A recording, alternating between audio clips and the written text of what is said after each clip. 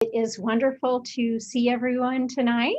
Welcome to our webinar on how to get a job in special education, sponsored by Orange County Chapter of Council for Exceptional Children and California Council for Exceptional Children. I am Susan Jennings, President of Orange County Council for Exceptional Children, chapter number 188. We are excited to present to you two outstanding educators and employers, Melanie Hertig and Scott Jensen. They will share invaluable information with you and talk with you about how to get a job in special education. Melanie Hertig is the Executive Director of Special Education and the SELPA Director for Irvine Unified School District. Melanie started her career working in the home setting with children with autism. She then held positions as a general education teacher, a school psychologist, a program specialist for special education, and assistant director of special education before becoming the executive director of special education and the SELPA director for Irvine Unified School District. Scott Jensen is the director of certificated personnel for Anaheim Union High School District. Scott started his career as an instructional assistant for special education. He then held positions as an educational specialist, a program specialist, and director of special education before becoming the executive. All right, good. Okay, talk to you later. I heard you back. Before becoming the executive, before becoming the director of certificated personnel for Anaheim Union High School District. After the webinar, we will be sending out a survey through SurveyMonkey. We would love to get your feedback. When you submit your survey, you will be automatically entered into a drawing for a raffle prize. This webinar is being recorded and will be posted on California Council for Exceptional Children's website, which is calstatecec.org. So if you know someone who missed it or you would like to watch it again, then go to California Council calstate.org. Once again, welcome and thank you for joining us. And now Melanie Hertig and Scott Jensen will tell you how to get a job in special education. Well, hello, good evening, everybody. Thank you for bearing with us. We had a couple of technical difficulties is really on my end. It seemed everybody else was here on time. So I appreciate everybody attending. So just a couple of things, a couple of housekeeping details before we get into everything. We're going to, we already have somebody who's already following my directions that I'm about to give.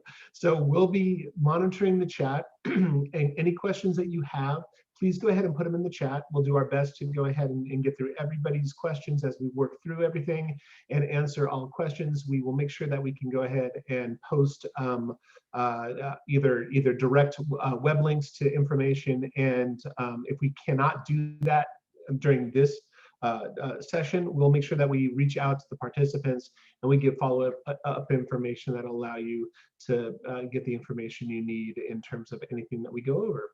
So with that being said, again, just use the chat for anything that you would need, and we will be monitoring that and answering questions as we can. And I'm going to hand it over to Melanie. She's going to take care of the first part of our presentation. I'm going to follow up with the second half of the presentation. Then we're going to leave a lot of time for Q&A because we know that there's a lot of questions that you may have moving forward and go from there.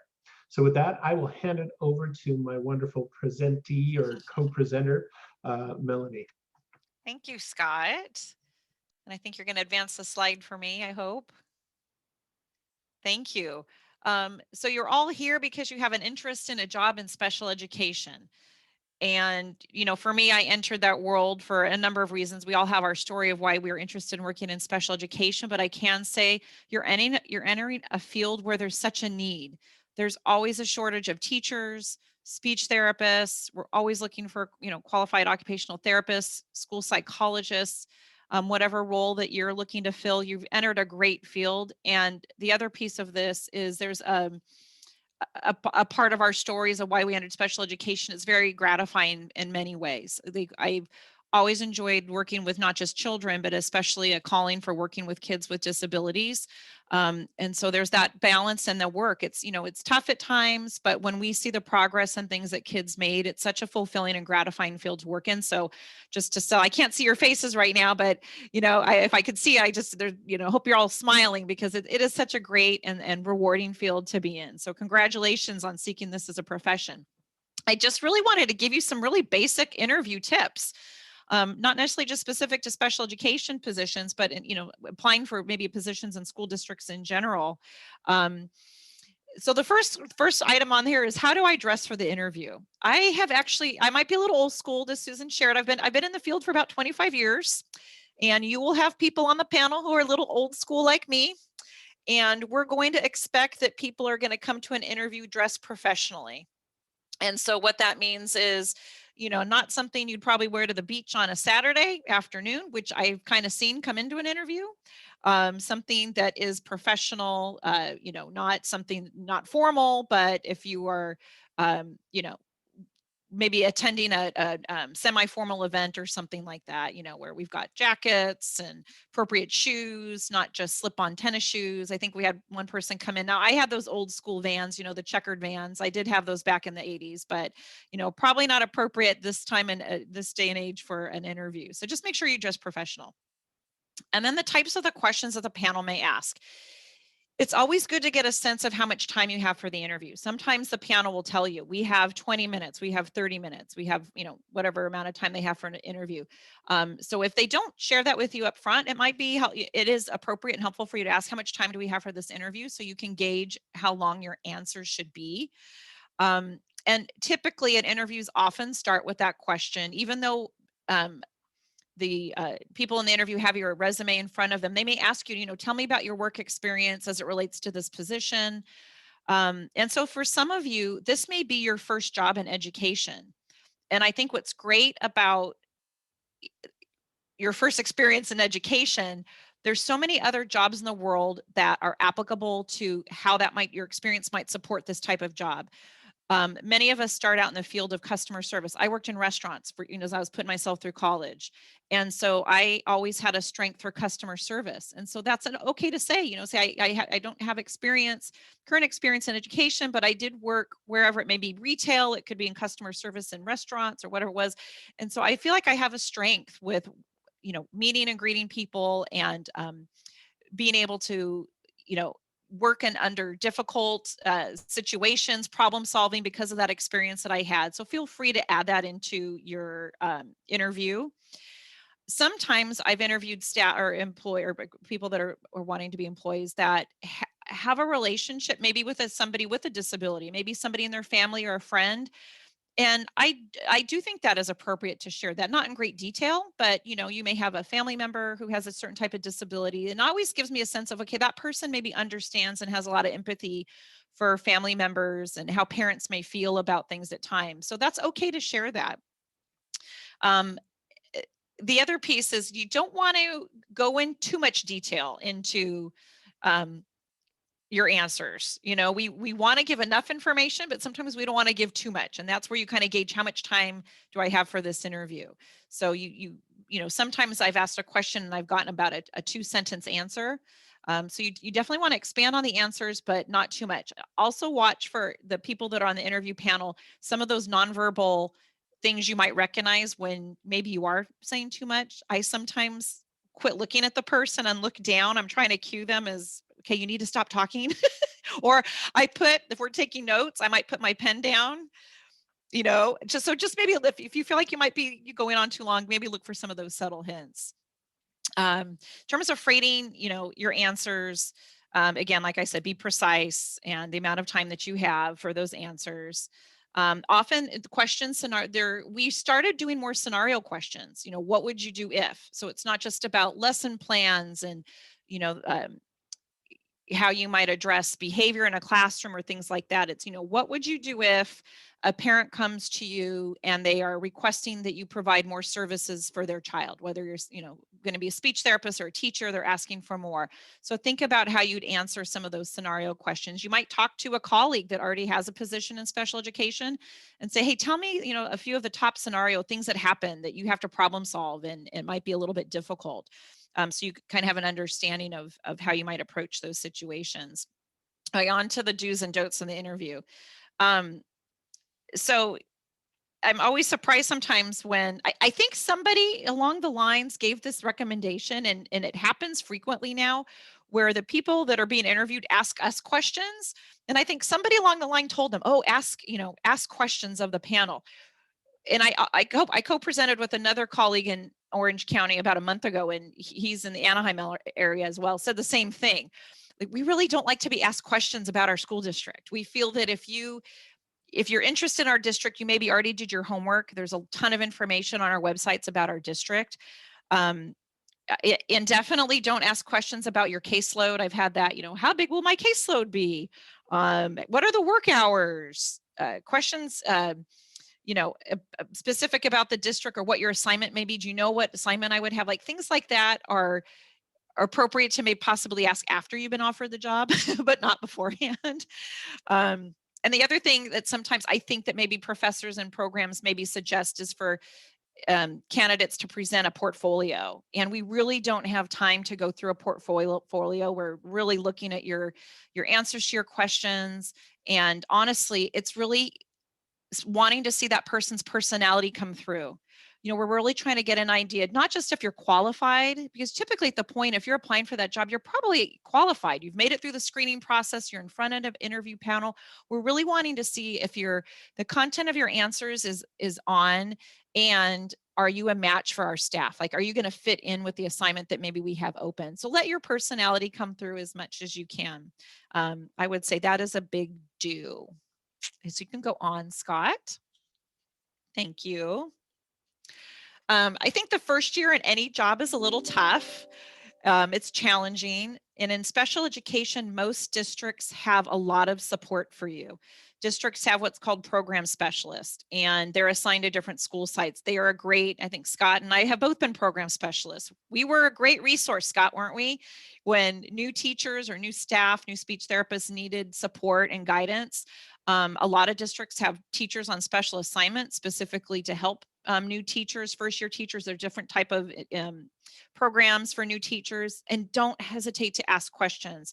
I think what's really hard the first few years in special education is, we all have this passion to work with kids, and then you balance being new to a role with the paperwork and those requirements on that side, and being more comfortable presenting information IEP meetings. So, the first year is a little tough, but lean on that support that's available. And, it's always, like we say, no question. We don't expect new teachers or new speech therapists or whatever role, new schools, like, to know the answers to everything. I mean, I've been in the field now for 25 years and I still have questions about things. We just, it's like anything. We just never know everything there is. So please ask for questions, or ask when you have questions. And then working with a team.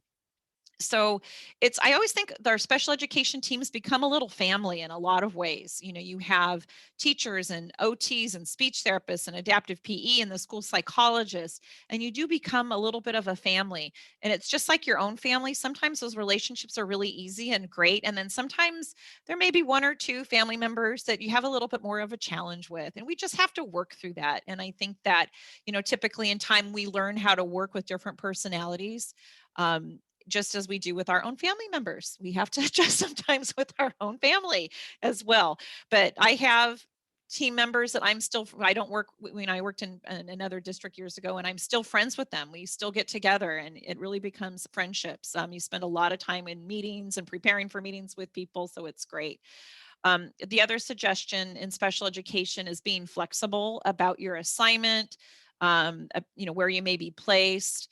I'm always surprised when a new hire is a little fussy about where we need to assign them.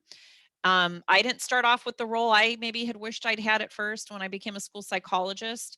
And that evolved. And in time, I was able to, once I had some years of time with that district, was able to, share with my boss, hey, if there's an opening and, in preschool, I'd really be interested in working with the younger kids.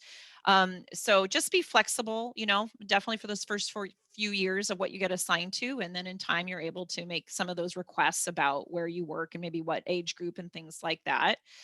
And then also, I think the biggest thing is you guys are learning so much in your programs about being confident with what you've learned. Whether that comes through during the interview process or during an IEP meeting once you have a job.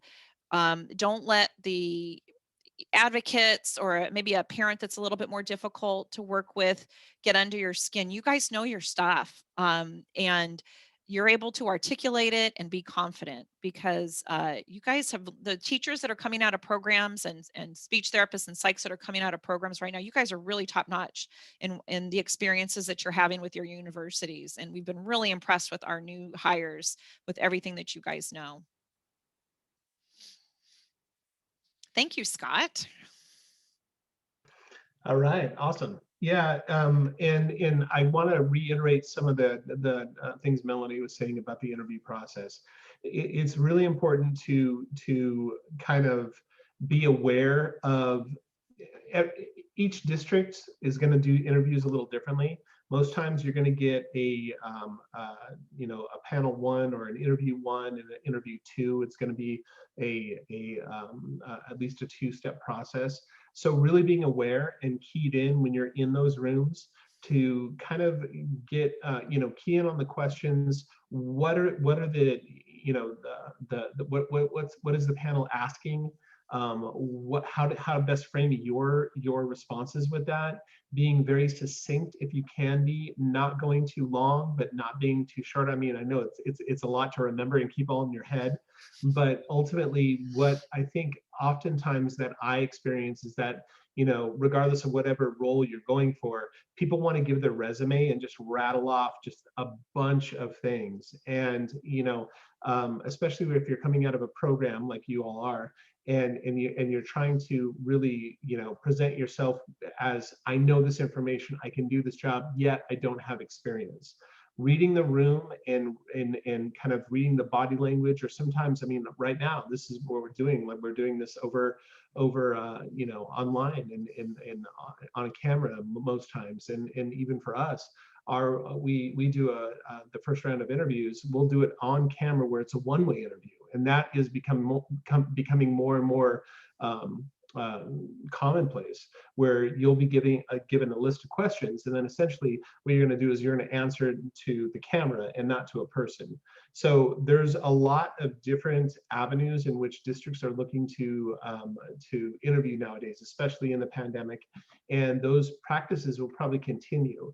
So being able to read the room when you can, if not, read the questions and try to be as succinct as you can, without going into details about other things that might take you down a trail that you didn't intend to go. So interviews are tough, and one of the things is that we don't spend a whole lot of time practicing interviews, right? I mean, you will have a number of them when you're trying to get into the profession, but once you get into your role, into the job, more than likely you're not going to have a ton of interviews. So it's one of those things that are a little nerve-wracking, but like Melanie said, if you can let your personality really shine through, I think that's what most districts, I can speak for our district, that's what we're looking for. We're looking for a fit. The technical aspects of what you do in your position, that all can be coached. But the idea of, are you a good, in a very short amount of time, can we identify that you're a good fit for us culturally, or for a specific site culturally, or personality wise? Those are a lot of factors that go into play. So I just wanted to piggyback on what Melanie said, because I think it's really important when you get into those interview processes to lean back on what like Melanie said, and just really let your personality shine through, and that's going to be the key for you.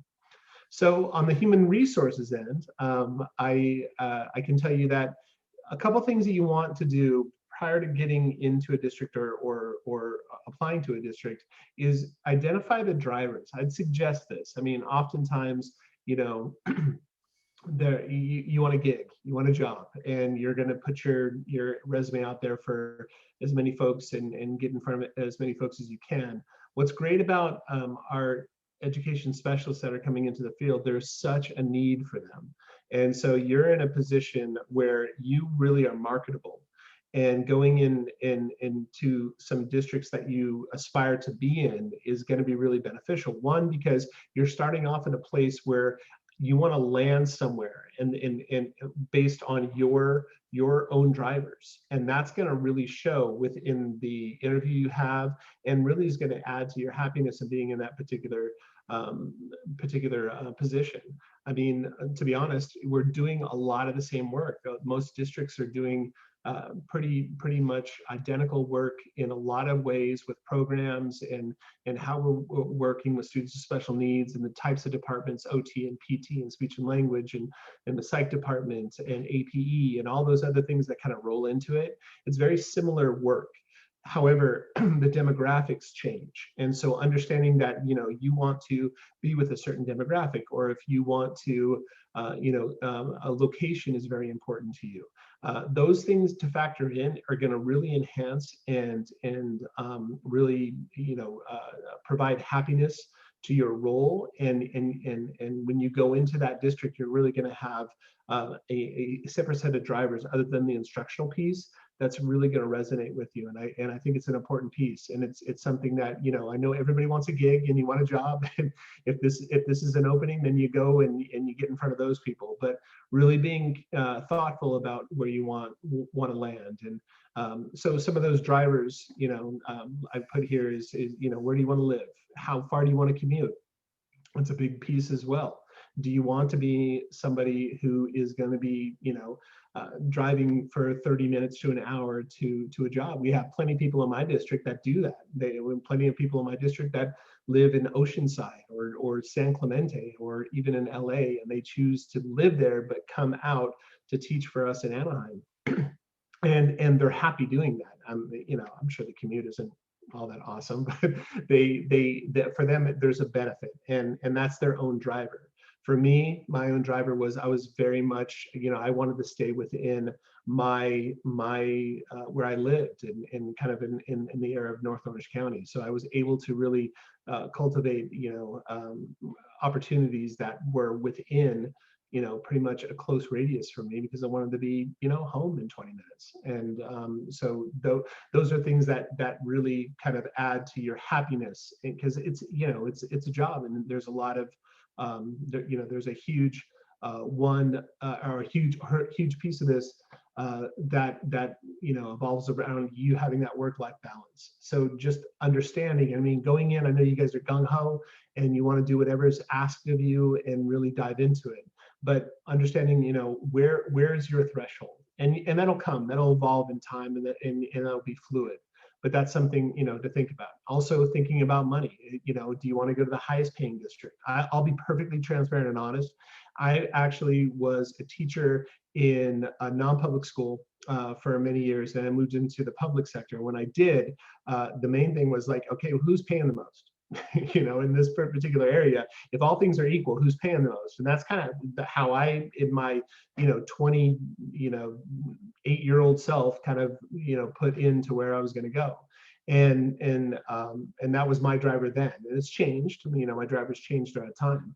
So, but that was a big thing. Benefits are the benefits a big deal? Like for us in Anaheim Union, all of our employees get 100% benefits, not only for themselves, which most districts do for the employee, but also for their entire family. So we offer 100% benefits. So that's a huge thing we have a lot of people who come into our district and stay, because not only, are they getting a certain, pay, but they're also getting benefits. So, and there's other districts, I've worked for other districts where benefits are quite high.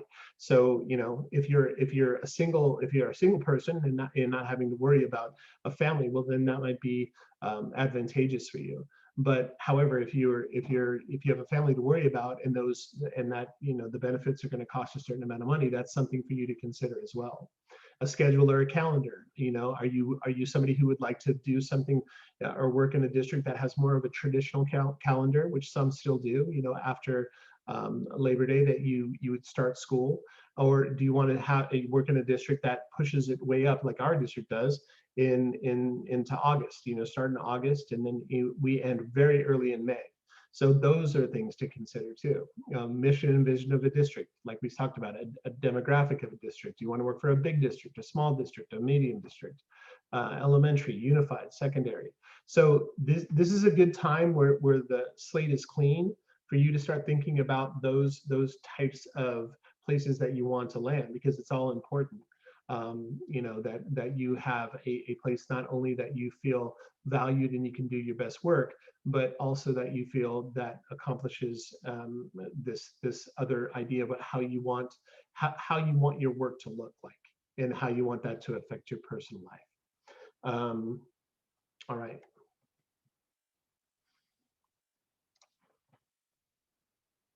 So here's the process. So essentially, when you go in and you'll put in your application for a job within a school district, we're going to do what's called a paper screening. And just know that it is pretty down and dirty, and we're looking for all those boxes to be checked. There's a lot of people that we see. Irvine is a huge district. We are a huge district. The Human Resources Department doesn't have the resources or the manpower to really go into every single application and make sure that all the boxes are checked. So we go with these digital platforms like EdJoin, that I'm sure all of you are very familiar with. And when applications are submitted to EdJoin, it basically runs an algorithm and it allows us to make sure that the letters of reference, credentials, all those things are checked. And then that way we can then move forward with doing a more intensive paper screening of the applicants. But if those boxes aren't checked, if there are things that are left out, if you forget to upload a certain thing, if you have not met the minimal requirements of what the EdJoin system or whatever system that you're putting an application into asks, know that most likely that application is going to just be rejected. It's going to essentially be flagged that does not meet minimal requirements, and it won't move forward. So it's very important that you have all of your information, save all of that stuff on EdJoin. EdJoin is pretty much the premier application tracking process that most districts in California are using. So I would say that really set your login, your profile. If you have not done so in EdJoin, set up a profile, put in your information, make sure that all of that is readily available. And that way you can go ahead and make sure that when you're applying for different jobs, you're able to put in those necessary documents. Because if you don't have them, just know it's nothing personal, but it's going to essentially red flag it, and it'll go on to the next person, okay? Screening process. So after that happens, if all the boxes are checked, then you're going to go through a paper screening process. And essentially, every district does it a little differently. I can tell you how we do it. We're looking for candidates that have all the qualifications, have experience, and it doesn't necessarily always mean teaching experience. It could also mean, other types of experience. We're working in youth groups, or working in camps, or working as an instructional assistant. I myself was an instructional assistant, was a great advantage for me. So it's other types of things, not just teaching, but we're looking at all of those things. And then we're essentially at that point going to rate or do a recommendation sheet for folks who we feel would be a good candidate to move on to a first round interview. So when you do that first round interview, we talked about it with Melanie, all those things that we talked about come into play. And so when you get past that piece, more than likely, it could either look like a first round interview only, and then you'll be moving on as a selection or a recommendation for a school site, or it could be that you're moving on to a round two. With us, we always have 2 rounds of interviews. So we have a first round interview, which basically the questions are centered around culture, centered around fit, around soft skills and different things like that. And then a second interview is really about the technical skills. And then that goes really with the school site that you would be landing. And it goes with department chairs. We're a secondary only district, so we have department chairs and co-teachers and, you know, a number of assistant principals and principals and a lot of administration on a staff. So that's a little bit of a larger panel for us when you go into a second round interview. So when you do that, and all those things come to, you know, you have a wonderful interview, and all those things come to be in a place where a school site is really promoting you to be their recommendation for a for you to fill that position. Then it comes down to references. So it's really important that you not only put the references down of people, you know, obviously you're going to have your letters of recommendation and your references for us to call, but that they know that they are going to be contacted, that they know that you're interviewing with a particular district, especially if you get to like a round 2 interview, or if you have a really good feeling about it. I'd reach out to them through email or a phone call, because we will not move forward. There's not a district that will move forward with offering you a position or a contract if we haven't talked to somebody who can serve as a reference for you. And so it's very important. And I know it's you know, it's sometimes tough, especially where, you know, when we're looking for folks during the summer and people are on vacation and people are out. So what you want to do is make sure that you're putting down references to folks. And again, if you're coming out of a program and you don't have a lot of teaching experience, people who are going to be available, or people who serve as managers or administrators, because those typically are people who receive these types of phone calls a lot. And then being in communication with them, like, hey, you may be getting a phone call from, you know, such and such district. I just interviewed with them and I think it went well. So when we get that information, we get that information back, then we'll be able to move forward and do our reference checks. And that's a big, important part of our process. So it's something good for you to know. Then at that point, when reference checks check out, and we're looking at to go ahead and bring people on, we're making sure that people are, your credentials are in line. There was a question that John sent to me that somebody who I'm assuming is here in this training had a question about being coming in on an intern credential. Yes, you can do that. Yes, there is still a need for folks to come in on intern credentials and to work and serve in the capacity of teachers for us. The one thing that you should know about intern credentials, however, is that intern credentials aren't something that the district can really, we don't have a lot of power over. We cannot deem that you are eligible to be an intern or not. It's up to your university. So it's very, very important that you're in contact with your university, that the university is in contact with the school site, or I'm sorry, the district, and that preferably there's what's called a memorandum of understanding, or an MOU. It basically is an agreement between the district and the university on how they're going to conduct business with their student teachers, and also with students who are on an intern credential. Again, that's something that the district doesn't control. It's something that your university controls, and they're going to be the ones who are going to sign off on whether you could go in and teach on an intern credential or not. So that's just something to keep in mind on coming in on an intern credential. But ultimately, your credentials need to be in place. You need to have transcripts available and ready. I would suggest going in, getting those. You can get unofficial copies. Most districts will take unofficial copies as just a starting point on you know, getting the contracts available and constructed and designed. But if you need official transcripts, then those are things that, you know, you can get pretty quickly, and especially, and everything's online now.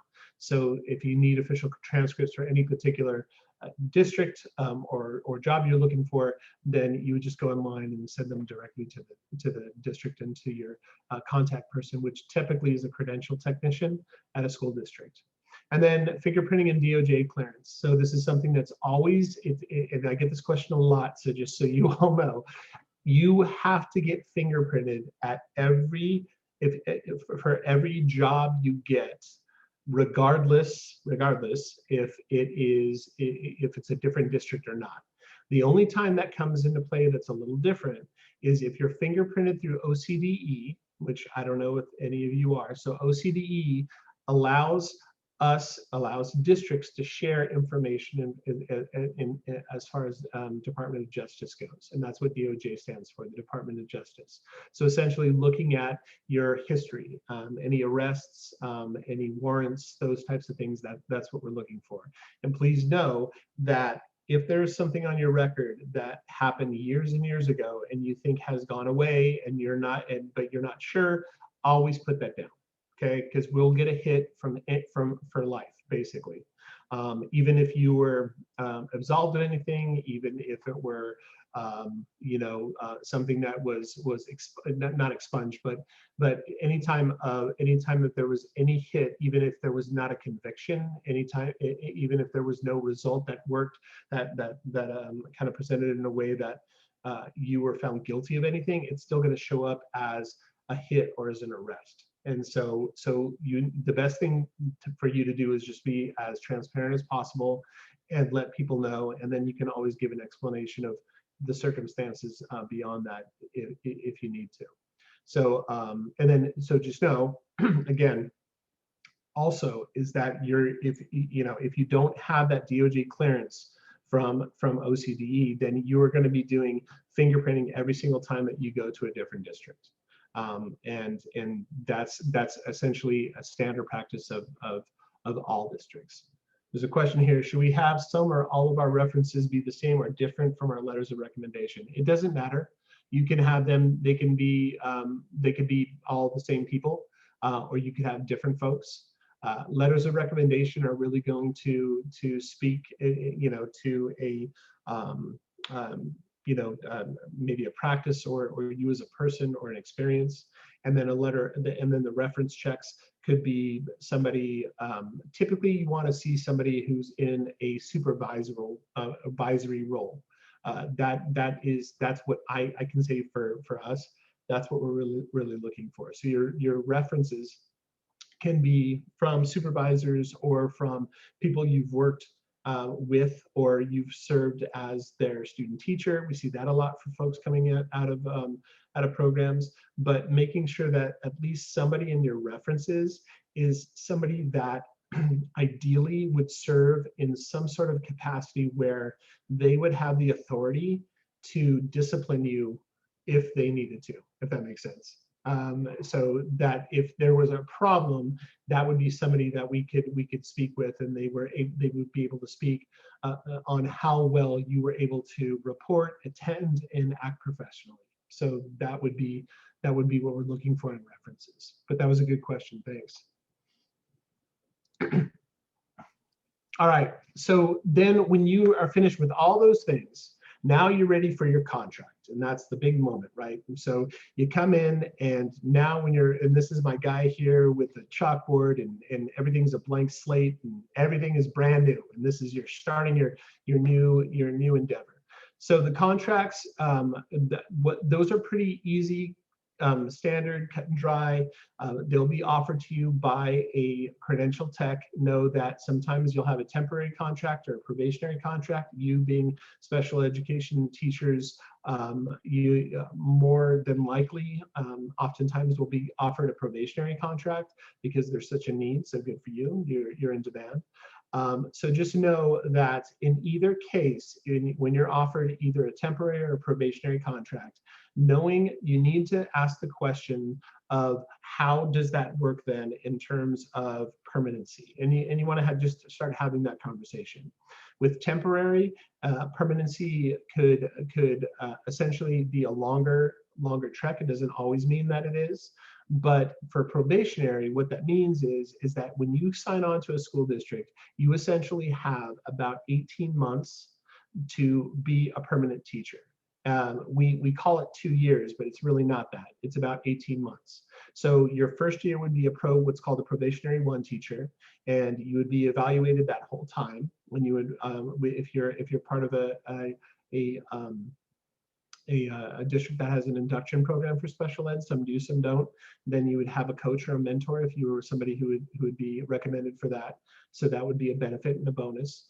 So you would have that first year as a probationary teacher, you would be evaluated all the way through. Second year as a probationary teacher, you'd be evaluated all the way through. But if you did not receive a letter by the district by March 15th that said that they would no longer be offering you a contract, or they would be recommending you for a non-reelect, then at the end of that year, if you did not receive that letter, you would be what's called a permanent employee, and then you would have the full cadre of benefits in terms of your association, and those are always a little different depending on the district that you're working for. So that's kind of how those temp and probe tracks work. Like I said, temporary is a little different, and then temporary has a lot of strings involved in it. Oftentimes we don't see a lot of special education teachers attached to temporary contracts, but that does happen. So when that does happen, just ask questions, see how that relates to you. In most districts, like our district, if you're a temporary teacher for more than a couple years, like for 1 year, essentially what we'll do is if we turn you into a probationary teacher, then that 1 year of temporary work counts towards your probationary contract. So essentially, if you were a temporary teacher and then turned into a probationary teacher for the next year, then that next year would actually be your probationary 2. Not to get confusing, but your probationary 2 year. So it actually works in your benefit. Salary schedules. Get to know your salary schedules. Get to know the where you fall on the salary schedules. Count, a lot of districts, they'll count, bachelor's in one column with additional credits, master's in another column with additional credits. They give stipends for doctoral degrees, even some for even master's degrees. So just really make sure that you're identifying all of those things and all of those little perks, or excuse me, all those little additional allowances that you're provided in your contract, and that's all public knowledge, and those are things that you can go on even prior to interviewing with a district. And then onboarding. So onboarding is really the opportunity for the district to get you all up to speed and everything that you're going to need to do when you report to school, mandated reporting, sexual harassment training, any other types of training or expectations that your district has in terms of you knowing a certain whatever before you start to go into your position, whether that is, especially for special education, whether that is how to be a co-teacher, or a specific type of procedure to be a co-teacher, or it has to do with some specific policy and procedure that the district really wants to focus on. So that's during that onboarding process where you're going to have a lot of information coming at you. So don't be afraid to ask questions, because oftentimes what will happen is you'll get all this information, you'll be overwhelmed, and you're just ready to go. But if you do have questions about things, make sure that you're asking them. And you don't necessarily, you can ask obviously the human resources department, but when you get out your school site, clarifying a lot of those things that you went through, and reaching out to your association as well if there's things that you don't understand. They're a great resource. There's somebody that we work in HR with very closely, and we want to make sure that our employees really understand what they're signing up to do and signing on for. And then essentially after that, you're getting ready for your first day.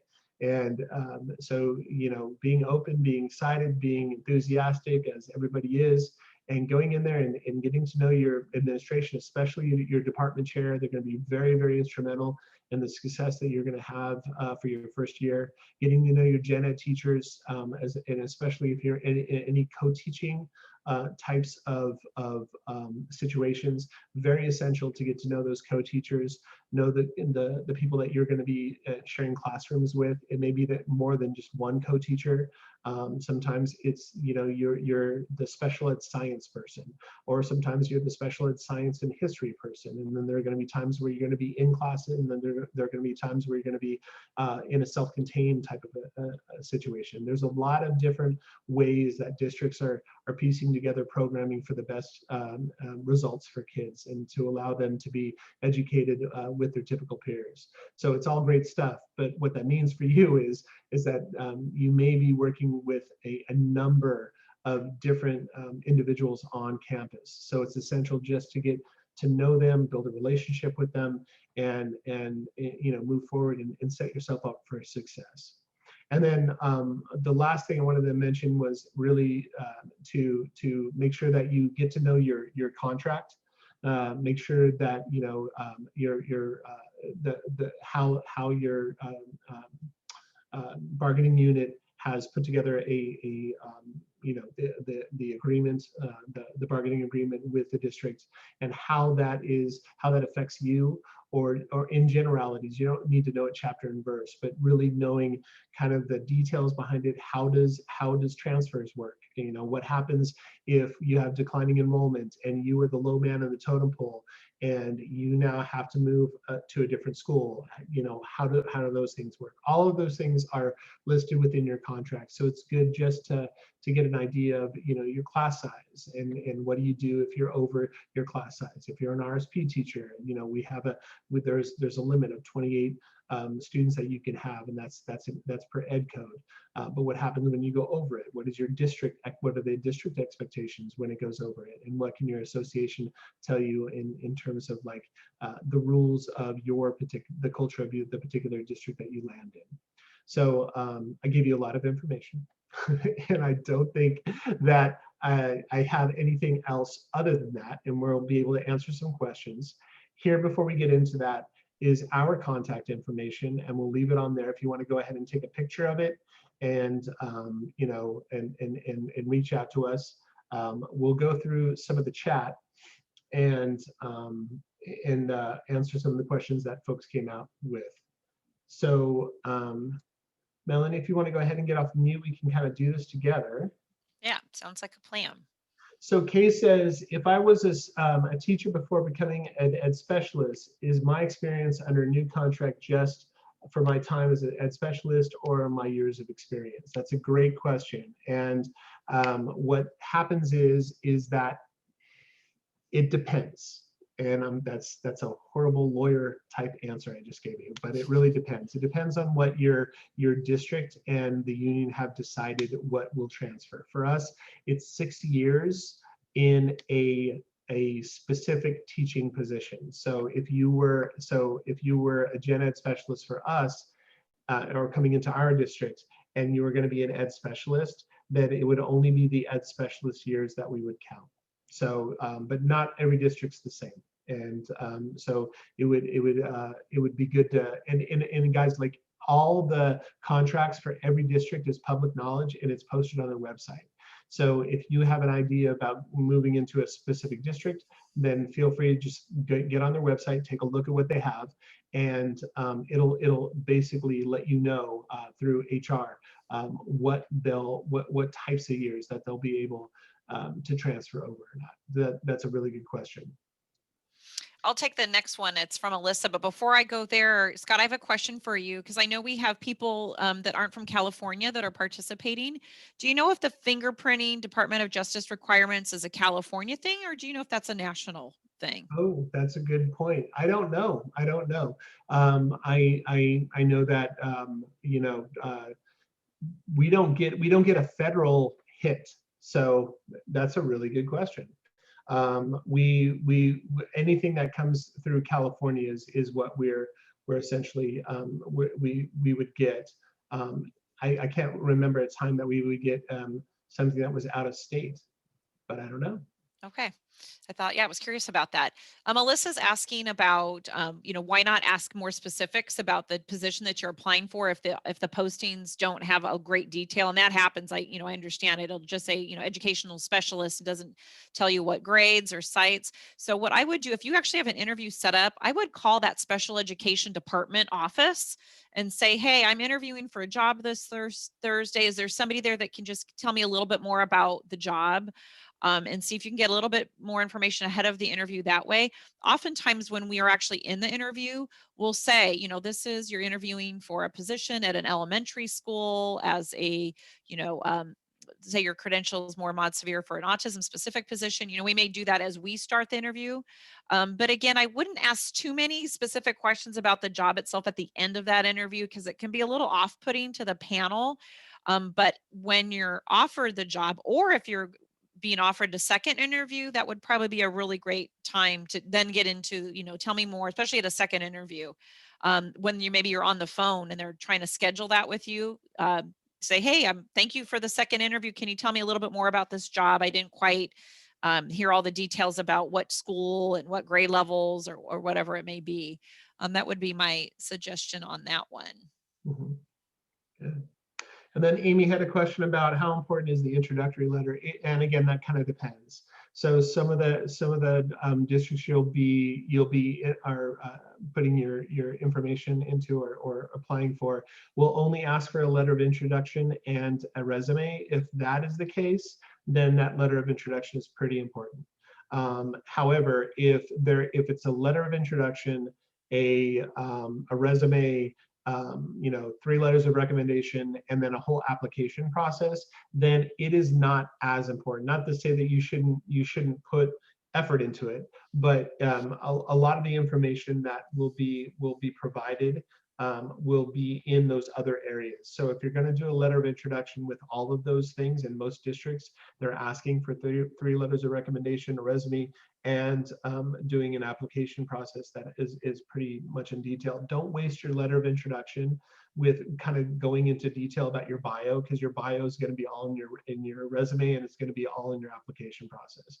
So really focus on maybe the drivers of what got you into education, what you feel passionate about, even a little something about your interest in what you want to bring to education and in your overall arching and aspirational goals. That's a great time to do that. But if it's varied, because there are some districts who'll just ask for a letter of intro and a resume. If that's the case, then you might have to dial that in a little differently. But I think the point is, for a letter of introduction, when they're asking for a lot of information, is not to be super redundant on the information that you've already provided to them. And the other little piece on letters of introduction, it's always nice to customize it to the district you're applying for, and not just send a letter of introduction that maybe actually was for a different district like a year before. I've had that where, the name, it's blah, blah district, and it doesn't say Irvine Unified, so you just take that time to, fix those letters as you need to and customize them. Scott, I think this question from Celeste might be yours, because it's about master's degrees and those credits. Unrelated fields, will a district avoid hiring them? No. And especially, well, the question is, in case everybody's not reading, I'm just dismissing it. Is there a concern for people with MA degrees in unrelated fields? Will a district avoid hiring them due to having more college units and perhaps hitting a higher salary schedule? No, and not in your case. In terms of being an ed specialist, especially, you guys are in a very, very good situation. I would not, a master's degree for me, if I'm looking at something in that sense, it's showing me a level of commitment. For somebody, I mean, that's really what your advanced degrees are showing. The credentials are great, and there's having a bachelor's as opposed to a master's, and all of those things. It really depends on what the district, what the culture of the district, what they're looking for. But really, for us, what it tells us is there's a level of commitment of that particular individual to go and pursue that degree. So it would not be something that would deter me at all.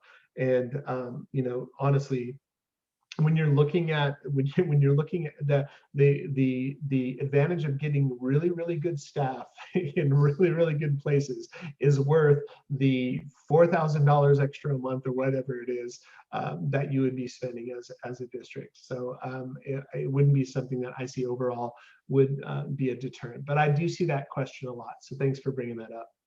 No, wouldn't be. I agree. And this question for Nisa is about how important is cultural competency, and recommend for maybe I think it says non-US based teacher candidate when seeking a position. I think we're truly looking for enthusiastic teachers wherever you are from. We are looking for people who are dedicated, who maybe have a passion for the work. and are enthusiastic no matter where you are in this world. And Irvine's a great place to work if I need to put that plug in. The one thing I wanted to share too about positions in special education, if I had to go back and do it again, and if you have friends that are thinking about going into special education, encourage them to go after adaptive PE credential. Those are the happiest people on campuses. They love their job. It's a little bit harder sometimes to get jobs as an APE teacher because people never leave. They love their job.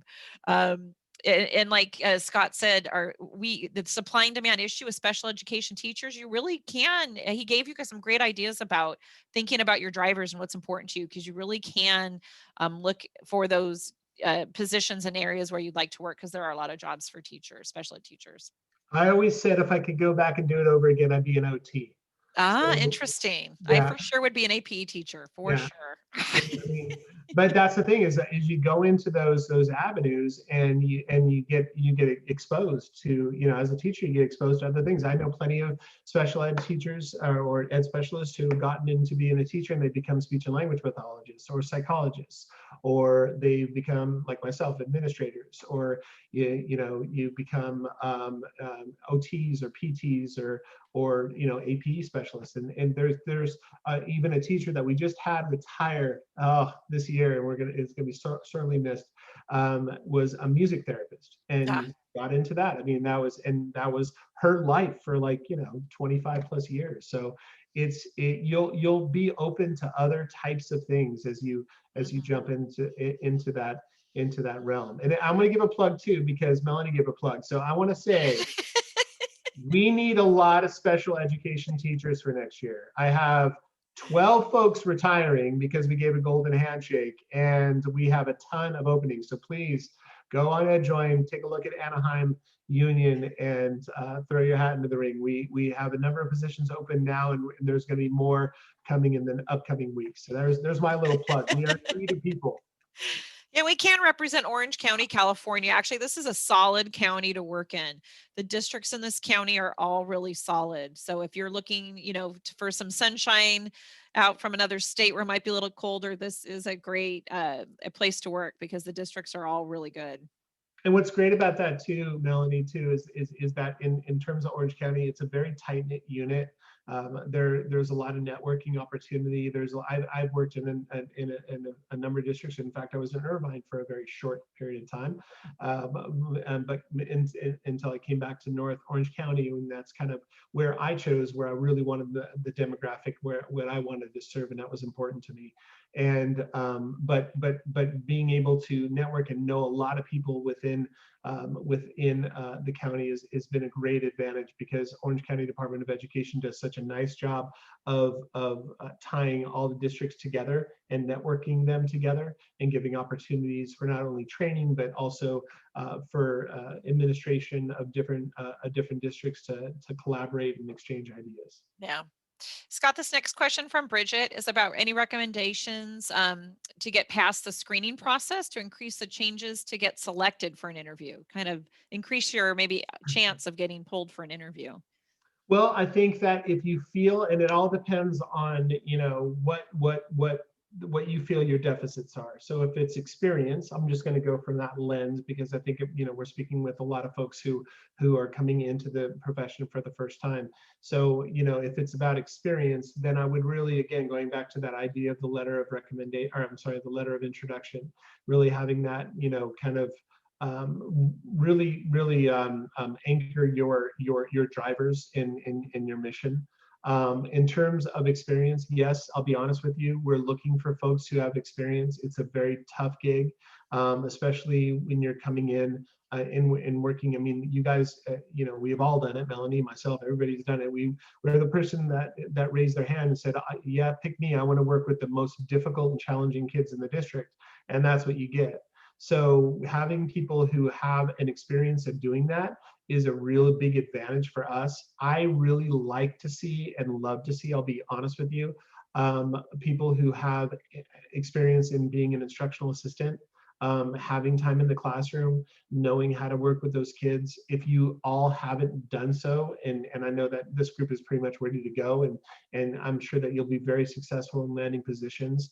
But if there was advice that I could give for folks ready, gearing up to jump into the profession, is while you're going to school, getting that IA experience. Oftentimes, there's many districts that it's not even a full day; it's a 3-hour day, and it's something that you get some invaluable experience. So I just say really lean into any experience that you have working with kids at any capacity. If you don't have a lot of experience working with kids, then experience you have working, in an educational piece. Like Melanie, myself, I came from hospitality as well. I was in hotels and I worked for restaurants, and I was a trainer for many years in the restaurants that I worked with. So I really leaned on that piece as being something to show folks that I knew at least how to instruct other people in different ways. Okay. Any other questions that we can answer for the panel? You guys have been great. It's been, I know we've thrown a lot of information your way. Scott and Melanie, under Q&A on the bottom tab, there are 11 questions and answers. Let's see. Oh, good. Thank you. Oh, goodness. I didn't see that. That's good. Thanks, John. Different function there. Yep. Okay, so I've not passed my CSET 2 or my RECA yet, taking both soon, but I'm also noticing a lot of jobs coming up. Yes, yeah, you can. Go ahead and apply for those. You still have time. So your CSET essentially is, it depends on the district. Again, I keep harping on this, but it depends on the district and what they'll be willing to do to work with you. Again, if you're working if you're still in school, that would help, because you can do an intern credential and that would assist you with working while you get those competencies met with the RECA and the CSET. But yeah, those are going to be big pieces for you to land somewhere. Getting both of those like I said, both of those competencies met, so that you're free and clear to go. But there are ways that you can get hired. So I would say that, throw your hat into the ring, see if you make it through the paper screening process. If you don't, no big deal. There's always the next run around. And if you do, then you can, you get in front of a panel, and it's good practice to have an interview, and you might land with something, especially if you're still in school. The next question is about where to find information about benefits. Like Scott said earlier, a lot of the districts have a lot of information on their websites, like salary schedules and things like that. Scott may suggest something different, but I actually would, if you have, an interview with the district, you could reach out to that benefit department and ask them some other questions. Scott, how would you suggest they get more information about benefits? Yeah, I would go on, take a first stab to go and take a look at the, everything is on the website, it's all public information. And then, there's a lot of good information out there in terms of other websites that kind of do analytics of districts, and you can poke around and do your research that way. If that is a big driver for you, if the benefits are a big driver, then that's definitely something you could reach out. Just send an email. The worst that could happen is nobody responds to it, but you'll have the director of benefits, or somebody who works information. Really, that comes into play when you're looking for like family benefits, because most districts, if it's for a single person, then they'll cover it. I don't know of a district that doesn't cover 100% benefits for the sole employee. So that's a pretty standard thing. Yeah. The next question is about letters of reference. How recent? I always look within the last year is appropriate. When we get letters of recommendation or that are 2 or 3 years old, I kind of always go, oh, couldn't they get something more current? I don't know, Scott, what are your thoughts? Yeah, absolutely. And to make it easy on your letters of rec, I get hit up a bunch for that. Melanie, I'm sure you do too. It's, and there's some effort in that, and you want to do right by the folks that you're providing that information for, so that they're able to land a job. Here's a little trick to make it super easy for you. if it's been over a year and you just essentially need an update on a letter of rec, just go ahead, provide the whole thing, the whole letter of recommendation, the same way that the person presented it, and then send it back to them. And you can do it through Adobe Sign, or you can even come directly to their offices, which we'll hopefully be able to do soon, right? And they can just sign off on it and update it with a new date. Just make it as easy as possible for the people who are writing those letters as you can. And those should be easy. You should easily go ahead and be able to get those letters of rec within a year. But I agree, they should be about a year. Not, a little over is okay, but you're looking about a year. Next question is whether a master teacher should be somebody who writes a letter of recommendation. And I would say absolutely yes. They're the probably person closest to observing you and doing your student teaching and things. And I'd love to hear from your master teacher what their impressions are of your work. Yep, and I would suggest that you get in front or have a relationship with either your principal or APs, somebody in administration there at the school site. So you'll, if it's in a high school or a secondary setting, then typically you'll have an AP who oversees special education. Get a relationship with them, and that way you're able to have a letter of rec for them as well, because there's somebody in an administrative role, going back to what I said before, somebody who would be able to discipline if there was a problem, or that gives us a level of indication that the professionalism and somebody's taking a look at you through an administrative lens. So that's helpful. Scott, are we able to share the link to this presentation? I'm not quite sure if it's formatted that way. No, I think what's going to happen, John, and correct me if I'm wrong, I think it's being recorded and then it'll be available for folks. So I know it's being recorded, and then people will be able to access it, because the presentation is just going to be a bunch of bullet points, but the whole presentation with us speaking. Recorded. Yeah, right. I think it's going to be there. This question is about a website that helps teach your new teachers or applications with putting together a resume template. And I'm not familiar with any specific websites that are a good model for education resumes. Scott, are you? Yeah, me neither. I would just say, if it's worth your effort, if it's something that you feel you kind of struggle with, I'm a big believer in the gig nation, and finding people out there who will kind of help you and assist you in ways that you feel that you need, maybe some areas that you're not as strong in. But I think, one of the things that I would advocate for is don't overthink it. Don't try to kind of, make it bigger than it needs to be, or put yourself out there, or represent yourself in a much, a bigger light, just to hopefully get to land in the interview. I think that, just to the point, honest about your skills and your experience is going to be ideal. But if you feel that those are types of things that you need for a template, then, if it's worth the investment, then I don't see the problem in it. But I've not heard of those things as well. Yeah. Next question is about who should make cover letter attention to. I usually just suggest that if there's an assistant soup of human resources or director of human resources is fine, because that basically is the umbrella for the hiring process. I don't know, Scott, what your thoughts are. Yeah, same thing. Or selection committee. I think that keeping it open like that. Sometimes if you looking at EdJoin, it'll say send directly to, and if that's the case, you could direct it to that particular person. But I think ultimately it's going to go to a number of people who are going to be reviewing it. So yeah, either or. And this question I'm not sure of, Scott. Will EdJoin post specifically state if interns are accepted? Sometimes, and oftentimes what it'll do is that those are specifically for like psych interns, more of kind of itinerant staff. Typically is what we see. Ultimately, what we're looking for, I can tell you from my personal experience, is that we're looking for fully credentialed folks.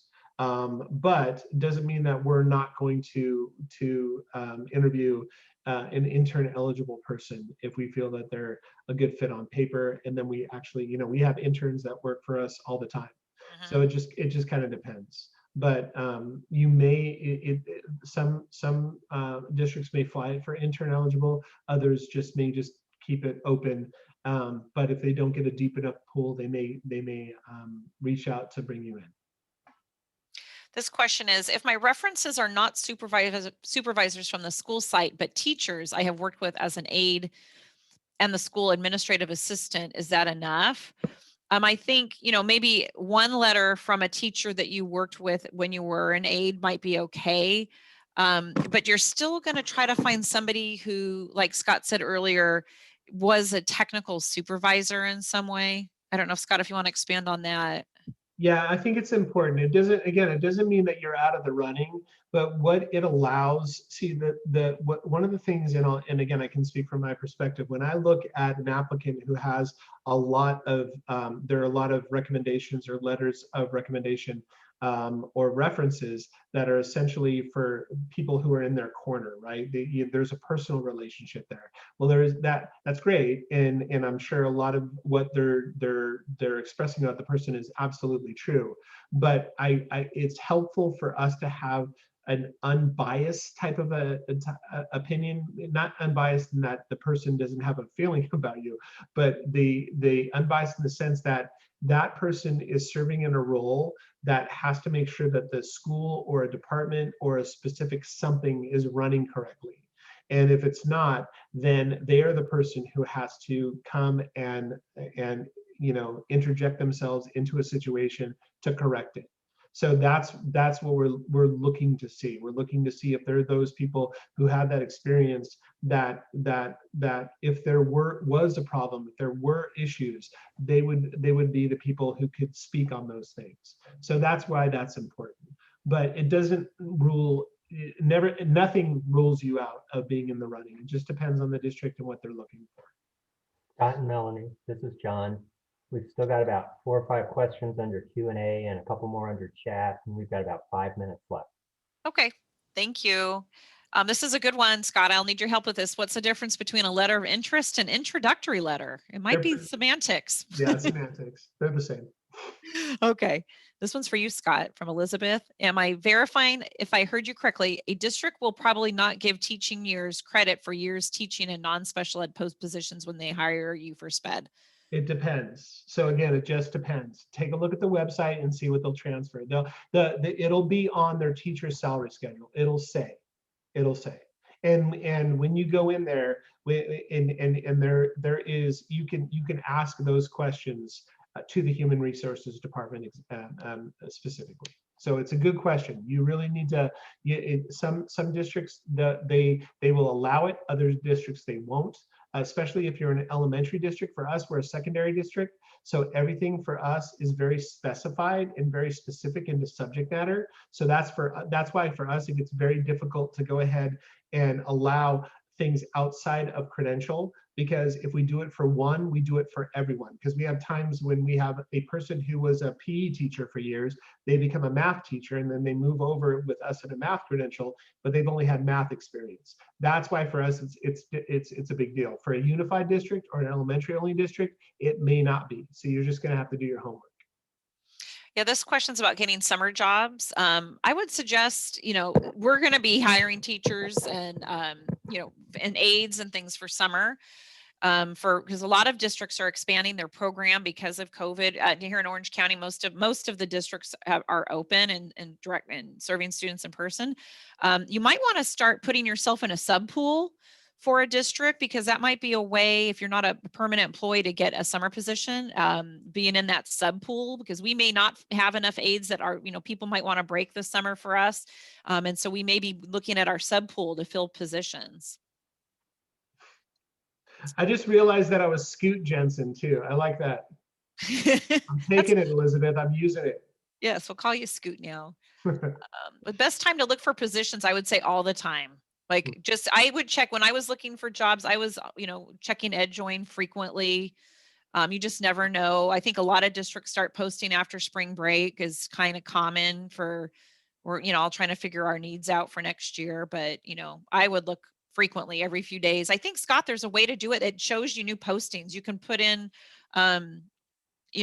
so that you can just see postings that maybe you haven't already seen yet and things like Yep. that too in EdJoin. Yep, absolutely. You can configure it, play with it, get to know EdJoin. It'll help you out for sure. And then for Araceli, she says, finishing up a credential program this May, but my RICO appointment was pushed back because of COVID. Can I still apply to become a teacher? Yes. So there are ways, again, it depends on the district, but they'll work with you in that sense. And you can land a job with not passing the RICA, but there's going to be expectations and timelines, and especially right now because of COVID and you know the challenges of what everybody's going through, especially with the assessments. That you can do that, but you're going to have to work with the district and how to achieve that. But there's waivers and ways you can do it. Yeah. Okay, and we had some more in the chat, I believe. I will be graduating in May with a mild to moderate credential. In the EdJoin application process, it says to upload the credential. Should I wait until I graduate and have the credential before applying to existing jobs available? You can, you know, again, it's best to have all of your information available. However, you can always put in EdJoin to give you a lot of opportunity to give comments and to state your case. So, you know, again, it'll depend on the district and what they're looking to do and the type of person they need. And if they're a district in need of somebody, they may give you an opportunity to interview. Did we do it? Are those all of them? I think we got all the questions. John, did we do it? You did it. Okay. All right. Awesome. Well, you guys are awesome. Thank you so much. And we really appreciate the opportunity. Please look on EdJoin for both Irvine and Anaheim for upcoming postings where I think we're both in need. Yeah, we're great districts to work for, both of us. We're great. Yeah. We're fabulous. You'll love it. You'll love it. So, but we throw a lot of information at you. Best of luck. You guys are awesome, and you picked an awesome profession. Both Melanie and I, just, you know, this is what we love. Even though I'm in HR, my heart is always in special ed. So you're on the right path, and we wish you all the best. Thank you. Thank you both. I'm going to shut it off now.